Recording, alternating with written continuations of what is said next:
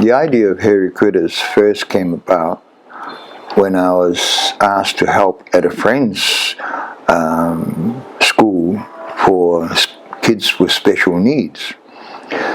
Anyway, when I was helping out with the kids, some little girl of about the age of 9 came in, and in her hand she had a sock, and growing out of the sock was grass seed or wheat. And I looked at it and I said, "That's a funny little toy." And she had eyes painted on it and a nose and a mouth. And I thought to myself, what a great idea.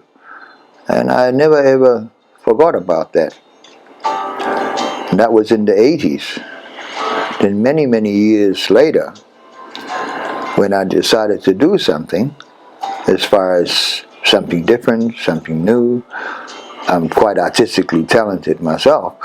And I thought about, maybe I should look into doing that.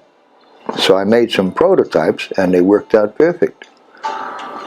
So I started making prototypes in 93 and perfected it, and then eventually I started putting them on the market.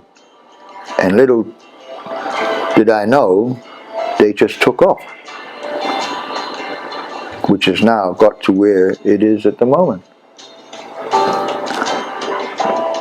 So that was back in the 90s, 93, and I went and made them, and I couldn't keep up with the product itself. It started off as a bit of a joke and got out of hand. I ended up having to hire about 10 staff and ended up supplying the whole of New Zealand, and the product started going overseas, and that's when I knew I was going to be in trouble. How was I going to make any overseas orders, especially when the product was totally handmade here in New Zealand?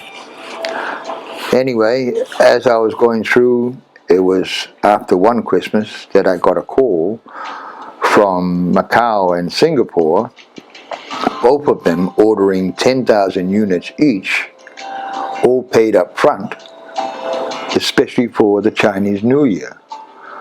Well, I thought to myself, will I make it? But we gave it a go, and we just made it. Not long after, someone in the US and France jumped on the bandwagon using sawdust, but never copied mine as they had a copyright. So the Hairy Critters are being asked in now 2017 that I should give it another go. So here we go again.